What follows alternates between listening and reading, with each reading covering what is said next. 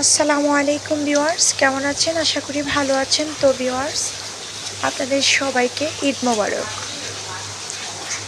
তো ভিউয়ার্স, দেখতে পাচ্ছেন আমি আজকে রোস্ট রান্না করব। তার জন্য পেঁয়াজ কুচি দিয়ে দিয়েছি পাত্রে, এবং পেঁয়াজটা হালকা লাল হওয়া পর্যন্ত আমরা অপেক্ষা করব। দেখতে পাচ্ছেন পেঁয়াজটা অনেকটাই লালচে হয়ে গেছে।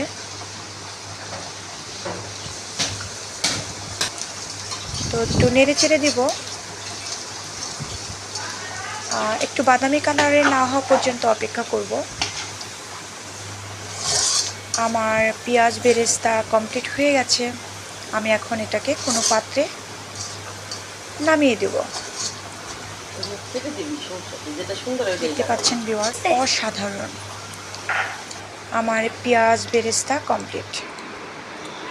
এখন এই বেরেস্তার মধ্যে সামান্য একটু চিনি মিক্সড করেছি, কারণ পরবর্তী সময় আমি যখন রোস্টের মধ্যে এটা দিয়ে দেব তখন দেখা যাবে যে এটা মসমসে থেকে যাবে।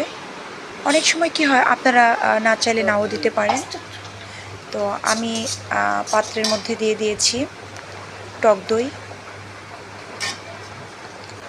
তো দেখতে পাচ্ছেন ভিউয়ার্স, এখানে বাদাম 2-3টা আইটেমের বাদাম পেস্ট করে রেখেছিলাম, সেটা দিয়ে দিলাম। একসঙ্গে মিক্সড করছি, সুন্দর একটা ফ্লেভার আসছে। কিছুক্ষণ পরে আরও সুন্দর ফ্লেভার আসবে। তো আমি রোস্ট মশলা দিয়ে দিয়েছি এবং মিশিয়ে নিয়েছি। তো ভিউয়ার্স, দেখতে পাচ্ছেন আমার টক দইয়ের সাথে সমস্ত মশলা মিক্সড করা কমপ্লিট, এবং সামান্য কিছু পানি দিয়েছি। সিদ্ধ হওয়া পর্যন্ত একটু অপেক্ষা করছি। সামান্য একটু হলুদের গুঁড়ো দিয়ে দিচ্ছি, যাতে করে কালারটা খুব সুন্দর আসে, দেখতে ভালো লাগে।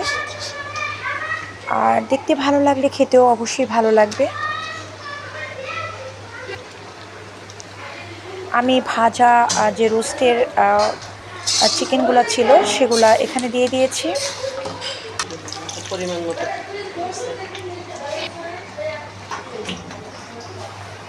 তো আমি ঢাকনা দিয়ে ঢেকে দিয়েছি। দেখতে পাচ্ছেন ভিউয়ার্স, এটা ফুটছে এবং অনেকটাই হয়ে গেছে।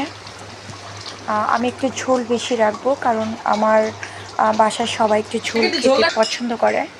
আপনারা চাইলে কমিয়ে নিতে পারেন।